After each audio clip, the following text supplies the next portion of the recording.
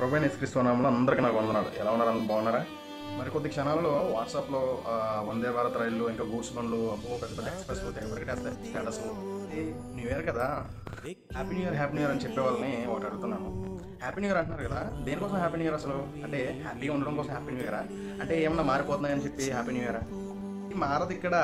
పొద్దున్నే ఉదయించే సూర్యుడు ఉదయిస్తూనే ఉంటాడు, సాయంకాలంలో చంద్రుడు ఉదయిస్తూనే ఉంటాడు, ఆకాశంలో నక్షత్రాలు అలాగే ఉంటాయి.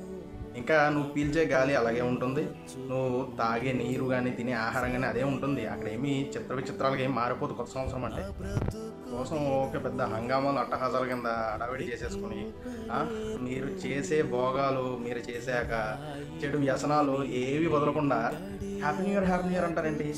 అసలు మీకున్న చెడు వ్యసనాల్లో దేనన్నా మీరు అరికట్టుకున్నారా? తాగుడు మానారా? ధూమపానం మానారా? లేదంటే గర్ల్ ఫ్రెండ్స్తో బయటకు అవుటింగ్ వెళ్ళడం మానారా? చిత్ర విచిత్రాలుగా బూతులు తిట్టడం మానారా? ఇంటికి వచ్చే తల్లిదండ్రుల మీద మీరు కోపడడం మానారా? ఏది మానారు మీరు హ్యాపీ న్యూ ఇయర్ అని చెప్పడానికి? దేవుడు అందుకే చెప్తున్నాడు, బయట ఉన్న నీ యొక్క శరీరము, నీ యొక్క దేహము, లేదంటే నీ ఇల్లు అనో చెప్పి, లేదంటే నీకున్న ఇంట్లో వస్తువులు అని చెప్పో శుద్ధి చేసేసి ముగ్గులు పెట్టేసి, లేదంటే వేరే రకంగా కొత్త బట్టలు వేసేసుకుని కొత్త బండ్లు కొనేసుకుని హ్యాపీ న్యూ ఇయర్ అని చెప్పి గిరగిర తిరిగేయడం కాదు. నీ యొక్క హృదయాన్ని ముందు శుద్ధి చేసుకో. నువ్వు ఎప్పుడైతే హృదయాన్ని శుద్ధి చేసుకుని నీతిగా నిజాయితీగా నువ్వు భయభక్తులు కలిగి జీవిస్తూ, నువ్వు దేవుణ్ణి అనుసరిస్తూ, తోటి వాడికి సహాయం చేస్తూ, అందరితో ప్రేమ కలిగి ఉంటావో అప్పుడు నీకు హ్యాపీ న్యూ ఇయర్. అంతేగాని ఏదో సంవత్సరం మారుతుందని చెప్పి హ్యాపీ న్యూ ఇయర్ అయిపోలేదు నీకు. చిన్నప్పటి నుంచి చూసేది ఏంటంటే, ఇంటి దగ్గర మన తల్లులు కానీ మన తండ్రులు కానీ ఏం చేస్తారంటే, కొత్త సంవత్సరం వస్తుంది అని చెప్పి ఇంటికి పెయింటింగ్లు వేయించడం కానీ, లేదంటే ఇంట్లో ఉన్న సామాన్ అంతా తీసుకెళ్ళి కడగడం కానీ, ముగ్గులు పెట్టడం కానీ, కల్లాపులు చేయడం కానీ, ఇంకా రకరకాలుగా చేస్తూ ఉంటారు. కానీ ఇక్కడ దేవుడు ఏం అడుగుతున్నాడంటే, అయ్యో భక్తిహీనుడా, అమాయకుడా, నువ్వు బయట వస్తువుల్ని అనగా నీ యొక్క బాహ్యమైన జీవితాన్ని శుద్ధి చేసుకోవడానికి చూస్తున్నావే కానీ జనులందరికీ కనపడాలి వీళ్ళు శుద్ధి చేసుకున్నారు అన్నట్టుగా నీ యొక్క హృదయాన్ని నువ్వు శుద్ధి చేసుకుని నాకు నువ్వు అర్పించట్లేదే అంటున్నాడు. హ్యాపీ న్యూ ఇయర్ అంటున్నారు కదా. దేవుడు ఒక రోజు పెట్టాడు.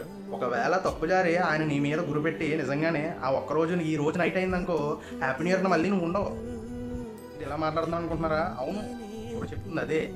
ఎందుకంటే నీ యొక్క జీవితంలో నువ్వేం మార్చుకున్నావు అని హ్యాపీ న్యూ ఇయర్ చేసుకోవడానికి. ఒకసారి గడిచిన సంవత్సరంలో వెనక్కి తిరిగి చూసుకో. నువ్వు ఏమేం మంచి పనులు చేసావు అన్నది ఒక్కసారి గుర్తు తెచ్చుకో.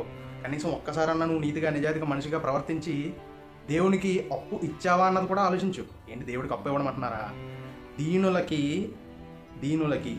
ఇచ్చేది దేవుడికి మనం అప్పు ఇస్తున్నట్టు అంట. అర్థమవుతుందా? దీనుల కంటే ఏమీ లేని వారు ఉంటారు చూడు, వాళ్ళకి ఎప్పుడైనా హెల్ప్ చేసావా? లేదంటే చిన్నగా హెల్ప్ చేసేసి పెద్ద వీడియో మేకింగ్లు చేసి అందరికి పంచుతున్నావా?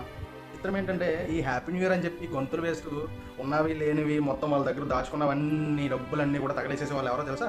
మన మధ్య తరగతి వాళ్ళే. మళ్ళీ రేపు చూస్తే అయ్యో నా డబ్బులు ఎందుకు ఖర్చు అయిపోయి నేను మళ్ళీ తండ్రిని అడగాలి, తల్లిని అడగాలి, అప్పులు చేయాలి. ఇవన్నీ మనకు అవసరమా? వీళ్ళు రాసిన గ్రంథము 2వ అధ్యాయం 12వ వచనంలో దేవుడు అంటున్నాడు,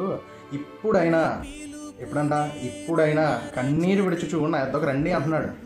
దేవుడు ఇంతలా పిలుచున్నాడే, అయినా నువ్వు పట్టించుకోవా? ఇంకా నువ్వు ఎంతసేపు కూడా ఇంకా మద్యాన్ని సేవిస్తూ ఎంజాయ్మెంట్లు అంటూ అవంటూ ఇవంటూ. నేను ఎక్కువగా బాధపడేది ఏంటంటే, ఈ మధ్యకాలంలో చూసినట్లయితే దేవుని పనిలో ఉంటూనే చాలా భయంకరమైన పనులకు వ్యసనాలకు లోబడిపోయి అసలు వాళ్ళు ఏం చేస్తున్నారో కూడా అర్థం కావట్లేదు. దేవుని పనిలోనే ఉంటున్నారు. తెల్లారు లేస్తే ఆదివారం చర్చిలోకి వెళ్ళి వాళ్ళు పెత్తనం తీసుకోవాలి. కానీ వాళ్ళు ఏం చేస్తారు? ఇలాంటి సందర్భాలు వచ్చినప్పుడు తాగడం, చిందలేయడం, ఇంకా స్మోకింగ్ అని చెప్పి ఇంకా రకరకాలుగా బీభత్సమైన వాడలేనటువంటి పదజాలం వాడడం.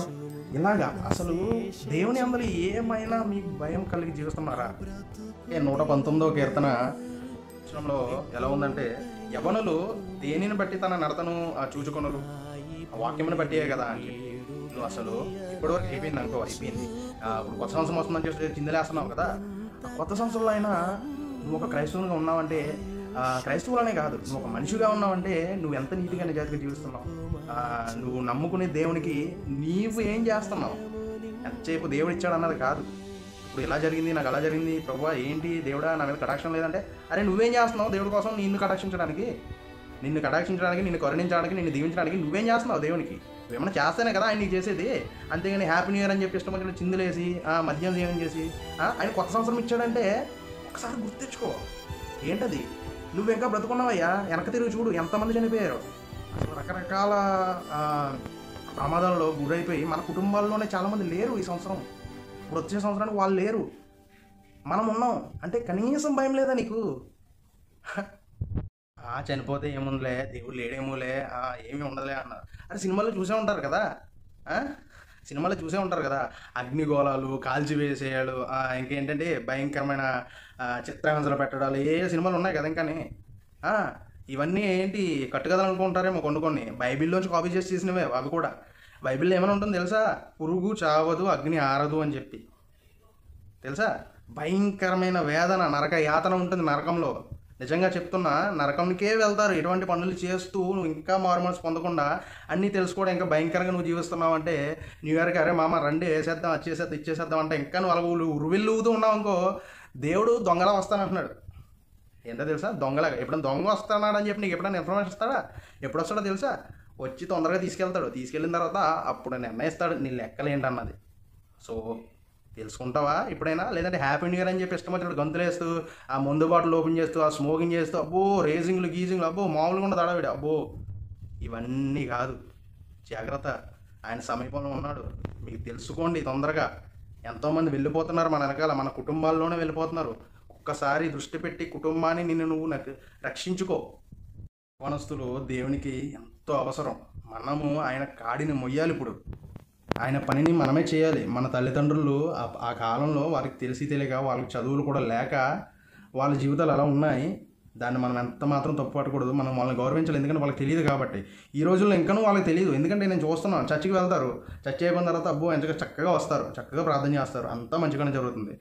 మళ్ళీ చర్చ్ అయిపోయిన తర్వాత గబగబా వెళ్ళిపోయిన తర్వాత ఏ వీధిలోకి వెళ్ళినా కానీ మంచి మంచి అసలు సాంగ్స్ కానీ ఇంకా రకరకాల శబ్దాలు కానీ ఇంట్లో వినిపిస్తూ ఉంటాయి. ఏంటో తెలుసా? ఈరోజు న్యూ ఇయర్ కదా, కొత్త కొత్త సినిమాలు వేస్తారు. ఏంటి ఈ చర్చికి వచ్చి వెళ్ళిన వాళ్ళే మళ్ళీని పెద్ద పెద్ద సౌండ్లు పెట్టి వింటారు ఉంటారు. అబ్బో ఏమి భక్తులో నాకు అర్థం కాదు అసలు. ప్లీజ్ ఇకనైనా మారండి.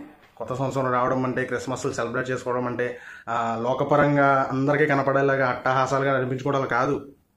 ముందు నీ యొక్క జీవితాన్ని మార్చుకో, నీ యొక్క హృదయాన్ని మార్చుకో, దేవునికి అర్పించు. ఇది హ్యాపీ న్యూ ఇయర్ అంటే. దీన్ని నూతనంగా చెయ్యి. ఇది నూతన సంవత్సరం. అందరికీ happy new year. Thank you. Praise the lord.